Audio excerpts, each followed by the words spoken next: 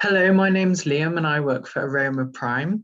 We provide malodours and other kinds of scents to museums around the world, and we also advise on how best to apply them. I'm going to talk you through the various benefits of malodours in learning spaces, as well as ways to overcome the certain challenges that they might bring. One of the biggest benefits of malodours is their ability to engage people in learning.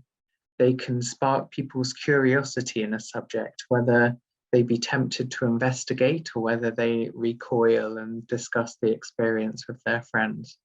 Malodours are so bold and unexpected that they can become a signature for your museum. During the pandemic lockdowns, AromaPrime sold lots of malodours that were used in Warwick Castle, such as the pongs of the stables and the blacksmith's workshop, because people at home wanted to transport themselves back to their favourite days out, which they couldn't do at the time, physically at least. Malodours can be great for marketing and also great for selling quirky merchandise that sparks memories of your venue for years to come, such as happened in this instance. Children particularly enjoy daring each other to sniff the horrible carrion plant perfume bottles we scented for the Plantasia indoor rainforest, or the bear poo foot pump we developed for Bolton Museum. These interactives give visitors a choice as to whether they'd like to access the malodours or not. And this can be important as one of the main concerns around malodours is displeasing visitors who might feel violated if they inhale stenches without warning. AromaPrime's labelled aroma cubes are for sniffing, and these are also useful for engagement and for giving visitors control over what they inhale.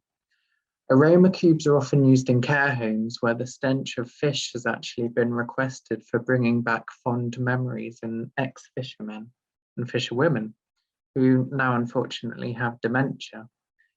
Eden Camp Modern History Museum has visits from care homes as part of their reminiscence therapy for residents with dementia, and it uses nostalgic wartime smells to help trigger memories, and these include malodours such as farms, burning, and oily engines.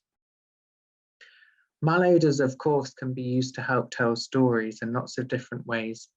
Warwick Castle's tour through the story of a past battle starts in the dark, stinky stables, and it's full of pre-battle anxiety. And it ends in brightly lit rooms smelling of lavender and bread.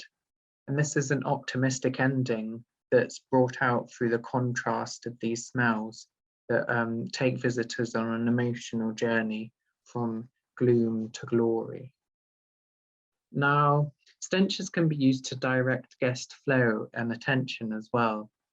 At a castle in Wales, a stinky toilet provides entertainment, but it also prevents crowding in a narrow area because people don't want to hang around very long. The Imperial War Museum used malodours of smoke and poisonous gas to recreate a hellish wartime environment in their trench experience. And this sparked empathy in visitors for what the soldiers had to go through. However, one World War I veteran noted that the smell of death was missing from the experience.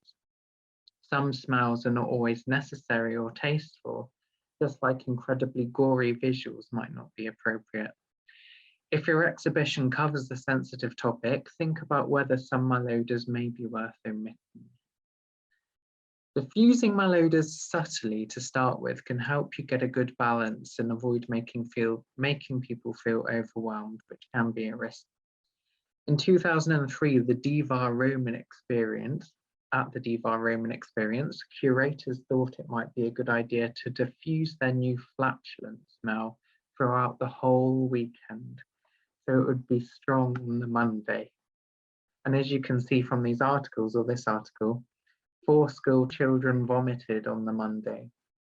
But the vomiting stopped for good when the smell was diffused more subtly, giving the perfect balance of engagement, entertainment, and palatable disgust.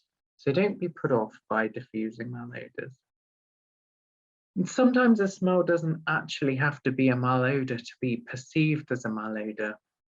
I'm currently working with a historical venue set in underground tunnels where they often have problems with visitors feeling unwell because of the air quality down there. It's very stuffy. Malodours will greatly enhance the stories of plague and the poor living conditions in these tunnels. They're more like underground rooms. It's a long story. But we don't want the malodours to increase the likelihood of visitors feeling unwell, which happens already. The solution we've come up with is to use what I like to call false malodours. For example, we're going to use the smell of smoked fish to represent a bucket of human waste. It's not a sick-inducing stench. Actually, it's quite nice, but it can be appreciated as a malodour because of the context of the story and the props in the room. I've said before that the context of a smell can make up 25%-ish of its recipe, especially in a museum. It has such a big influence on how a smell or a malodour is perceived. Other rooms at this venue that I'm working on at the moment will have pleasant smells, like the pomander of the plague doctor. And this is to dilute the impact of the apparent malodours we're going to add. So again, trying to avoid making people feel unwell, as is the existing issue. There's one room with the figures of a family dying from the plague. They're all covered in pustules, and this would have been a rancid room to smell in reality. But we're actually choosing not to have a smell at all in this room, because I feel that with all the contextual cues and with all the other smells in all the other rooms, the stench of this room will probably materialize in visitors' minds without the need of stimulation from an artificial scent. So it's kind of self-sufficient, I would think. So lots of different ways to kind of get around the existing issue that the venue has here, and also use malodours in different and interesting ways and palatable ways, which seems to be the goal most of the time. So when it comes to diffusion, I think staying very subtle is a good move. Alternatively, using dry diffusion, where an object lets off a smell rather than a machine pumping it out, can achieve a non-invasive effect. And of course, having malodours inside boxes or under flaps is also a good way of presenting them.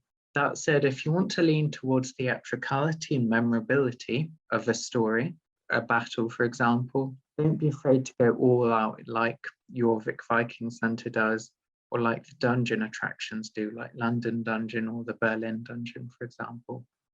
This often works absolutely fine if you have well-ventilated and spacious rooms. So don't get scared that people are going to be sick. It's very rare that this happens. They'll normally say, oh, that makes me feel sick, but they're probably not going to be sick. It's all about getting the balance right. So, you know, don't leave your machine diffusing over the weekend, but test out, start subtle, test it out as you go along. Now, AromaPrime, we've been making malodours. I haven't myself, but the company has been making malodours for Jorvik Viking Centre since the 1980s. And it was our first museum project. And people have always remembered Jorvik Viking Centre for its charismatic smells, or malodours, as the case may be.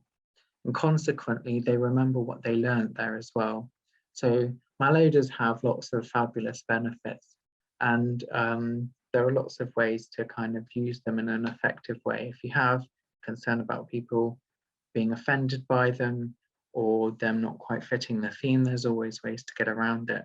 I hope this quick run through has been useful for you. Whether you've used malodours before and you maybe want to explore other options, or you have certain challenges that you're facing, or if you've never used malodours before, there are so many exciting things you can do.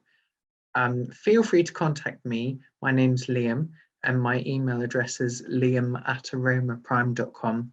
I'm happy to offer any advice. You don't have to buy anything. I'm happy to chat in my free time just to discuss your ideas if ever I can be of help, really.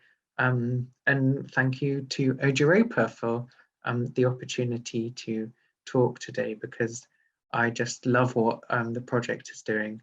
And I love learning from all these wonderful, knowledgeable people.